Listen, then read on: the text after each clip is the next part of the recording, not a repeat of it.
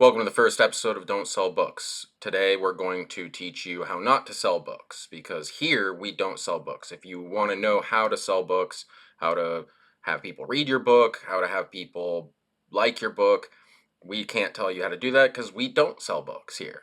Here we are the people who, we're the authors who have written things, we've published things, but nobody's ever read them. And you can go to a lot of places to find out how people can sell a book, how they can,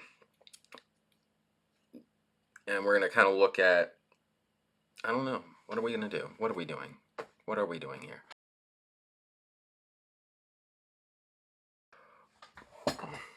Adjust my chair here. So this is going to be pretty free form. It's going to be like kind of long form thing. It's not going to be, I could make like a 12-minute video telling you this is how, here's my 5 tips to not sell books or sell books, have an audience, build an audience, that kind of thing. Instead, what I kind of want to do is do more of a long form thing where we're going to kind of go through each stage of, let's say, writing a book, creating a book, publishing a book, self-publishing, obviously, because if we had publishers, we'd have readers. We don't have publishers. We don't have readers. We are failed authors here. We are not successful authors. So if you have a publisher, this is not going to be relevant to you at all. This is for people who have zero experience writing books, selling books, anything like that. Or I guess we have experience writing books, but we don't have experience selling the book, and we don't have anybody to help us do that.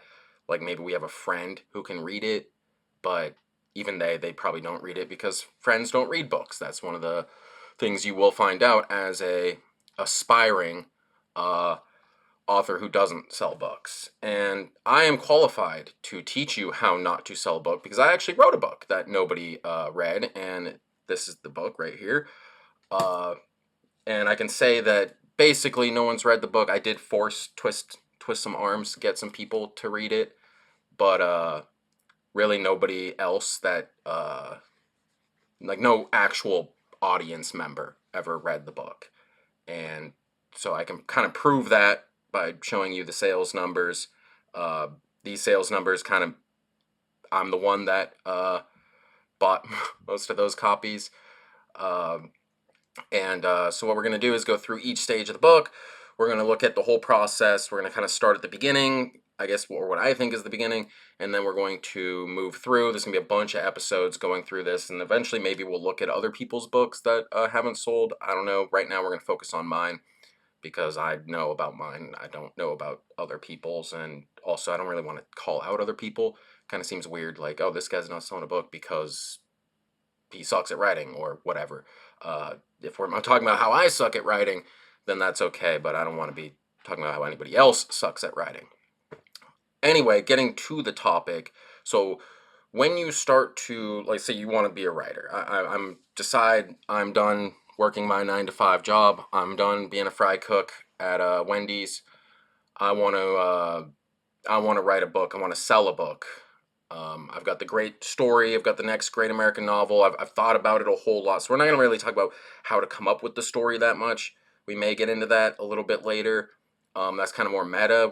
We're assuming that we have a good story already planned out. We have a good story kind of that we've been thinking about constantly. We've come up with all the little parts, like those cool scenes that everybody's gonna love, and that's like, oh man, I've got the ending, I've got the beginning, and I wanted to do this. I got this character. This character's gonna be a hit. People are gonna love this one. This will be the fan favorite. This one will be the one. That kind of thing. We're gonna assume we already have all that. We're ready to sit down. We're ready to write our book.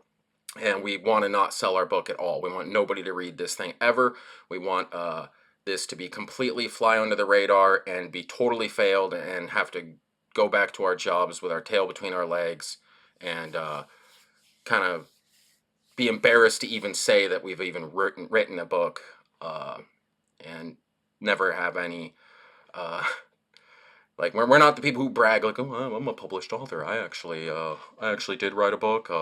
You might have heard of it.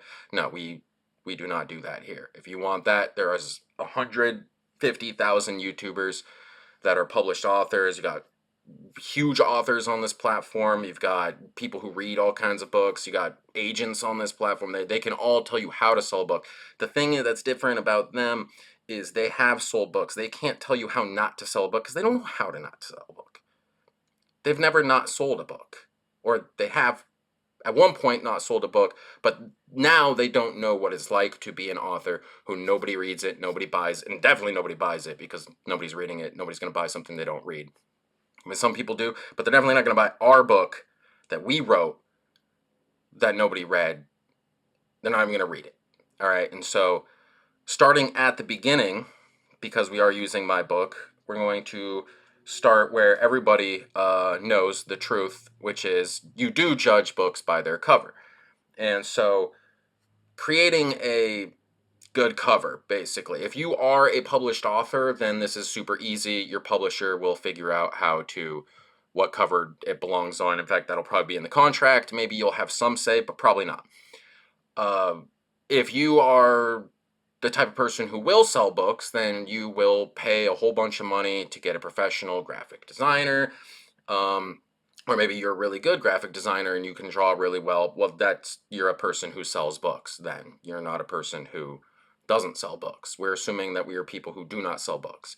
So if we're people who don't sell books, then we have two options to make our cover. We can either pay someone who's not very good and so they don't charge a whole lot, maybe go to Fiverr and have someone whip up something real quick, or we can do it ourselves. Now, we're not artists, so when we decide we want to do it ourselves, we could take a pen, we could take a paper, we could be like, oh yeah, I'm gonna draw a cool cover here, get some stick figures and maybe some like a tree and like a little house, and looks terrible, and then we could take a picture of it and upload it on there, and that'd be amazing. Or what we can do is we can type into Google photo editing service, and obviously click on the first link, because if we were smart and we shopped around and we did that kind of thing, we would let me actually make sure I'm not okay. So Adobe, that's way too, we don't have money for Adobe. Yeah, we don't do that. Fiverr, yeah, we're not paying people, we're doing ourselves. Okay, whatever. It's not the first Google link, but we're going to say Canva. We went to Canva, and because we don't want to sell books, but we do want to waste our money trying to sell a book, we're going to actually pay for the pro service, and we're going to kind of design the cover ourselves. Now, we don't really want it to look, though, like we made it in Canva and we just use a bunch of other people's assets. So what we're going to do is we're going to open up Paint, we're going to copy an asset, we're going to redraw it as best as we can, spend way, way, way, way too long doing that. Then we're going to re-upload it to Canva, and we're going to kind of make the picture that we think would be a good cover, and then we'll use some assets in the background, so kind of hide them in the background. It kind of doesn't look like it, that'll be what it is. And so kind of what mine looks like, hopefully I'll have it up on the screen here, what it would look like. But so that's what we're generally, that's how we're going to kind of make our cover, and we're going to try to pick something that vaguely resembles something that's in the book, maybe has some kind of cool, like, ooh, if you read the book, which no one will, but if they had read the book, they would be like, oh, that's actually good, that's a pretty good cover. Yeah, that's not bad. But they didn't, and so we have to assume the cover probably is not great. I like the cover of this, and I guess you can see the title too. We'll talk about that at some point too. I don't know if you can see kind of in the background little trees, little stars, and a nice little silver tree. And I think, oh, what's that tree? What does that have to do with it? Well, you'd have to read the book to find out, and you didn't. So, now that we finished covers, and we could do, you could do anything with your cover. You could, if you're doing a romance novel, obviously you find a picture of like a hot shirtless dude, maybe like some big busty girl, something like that, or you take some photos of different models and kind of put them up there. Use like the cursive script and like maybe like some flames going up there. Yeah, so that would work. And generally here, because my book was a fantasy book, we're going to be talking mostly about a fantasy book. But I think the things I'm talking about kind of can relate to if you're writing romance, if you're writing fiction, if you're writing science fiction, if you're writing obviously fantasy. The story I chose was pretty basic. That was kind of part of the reason I chose it and had it be my first book. Um, Now nonfiction, I don't know. I've never written nonfiction. I don't care about writing nonfiction. I don't even really consider that to be like a real art form to write nonfiction. But I guess maybe it is. I don't care. We're not doing that. Nobody writes nonfiction unless they actually sell books. If they do, they're very dumb. If they write nonfiction and they can't sell books, you're stupid if you do that. You should have someone pay you to write nonfiction, because you're probably like a professor or something.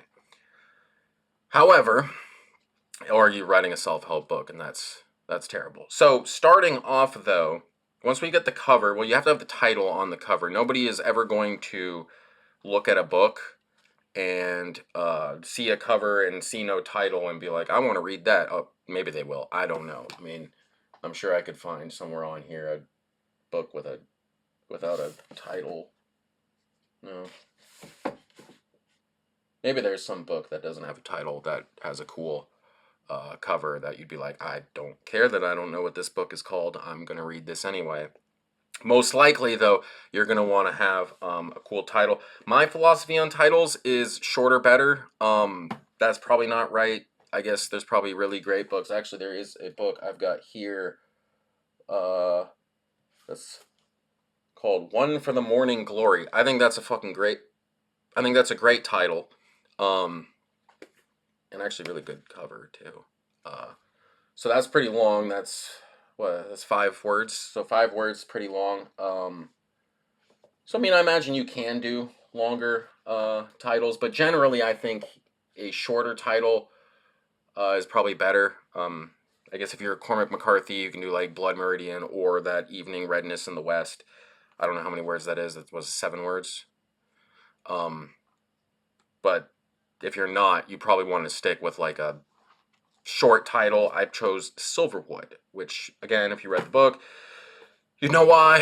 And I guess as we work through this, because we're going to go chapter by chapter, you'd be able to find out why that is the title of the book. So yeah, getting down into the meat and potatoes of what we're doing, we're going to kind of open up our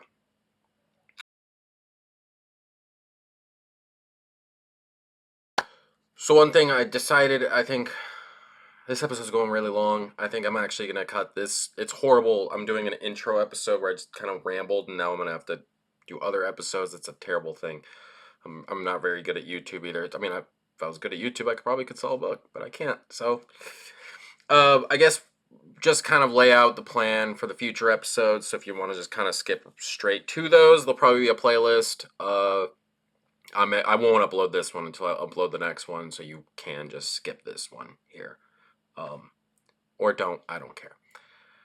What we're going to do is go each... I don't know if we'll go page by page. We could go page by page. We'll go through each chapter. We're going to look at it. We're going to read it. I'm not going to go sentence by sentence. That's too long. But we'll go through each page, I guess. We'll look at what I did, what I liked, what I didn't like, what a reader maybe would look at, and why they wouldn't buy it. Why maybe, okay, this would be the page that they'd be like, I'm done, I'm checked out. This is stupid. I'm not paying anything. I'm asking for my money back because this, frankly, is just terrible.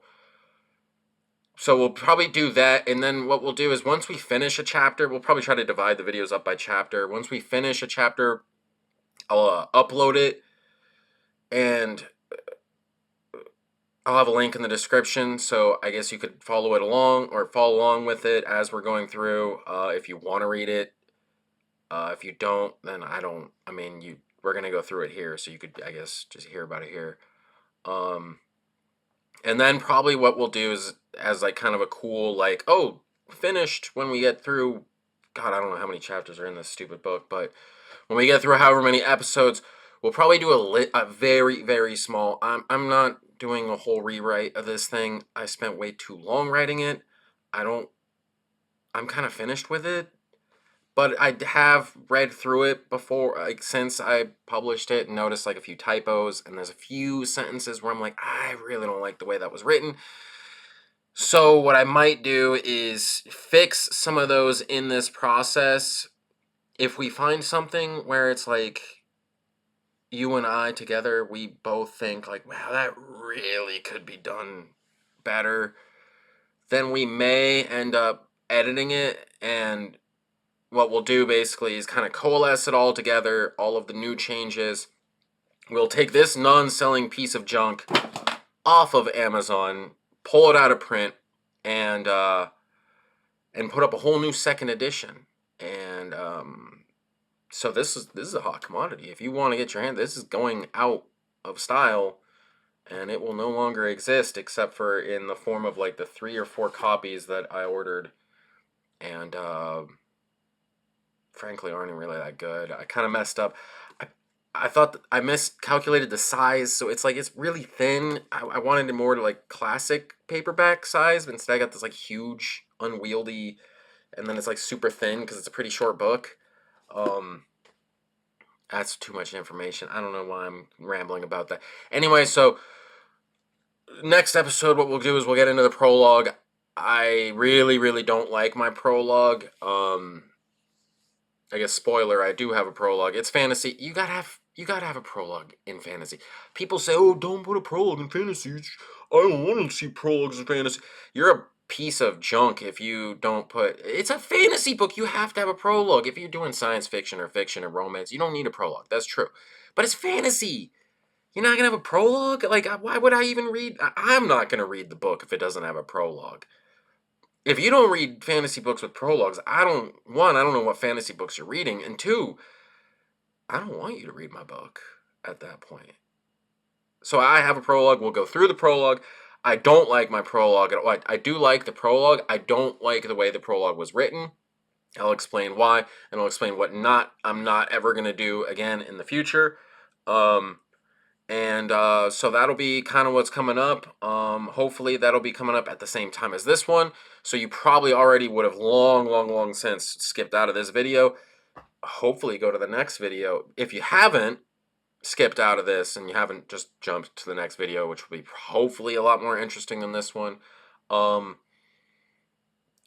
try to make the next video better. This video has been pretty rough. I kind of just sat down. I was going to write a whole like script thing, but I decided like, why am I doing this? I'm not getting paid for this. Why am I going to put time into this? If I hit 70 billion subscribers and I'm making $100 billion, sure, I'll write scripts or something. I think I'm just going to freeform it. Hopefully that will be a little bit better though. I'll prepare more for that one. I'll make sure that the screen sharing actually works, and try to, I don't know, maybe move my mic, make this sound a little better. I was listening to other parts of this. Spoiler alert, I didn't film this all in one take, even though it probably looks like it because it's garbage. The sound is all messed up. I'll try to fix the sound. Sound will be better next episode. We'll go through the prologue. It'll be a little more tight. It'll be more concise. I know I kind of rambled on this one, and I'm kind of still rambling. That's just how it's going to be, at least for this episode. Next episode, we're going to be tight. We're going to be clear. That's how we're going to not sell. Or maybe next time we will sell, but this time we didn't sell, and the reason is we were not concise. We need to be concise if we want to sell. That's my last tip of this video. Be concise, and peace out.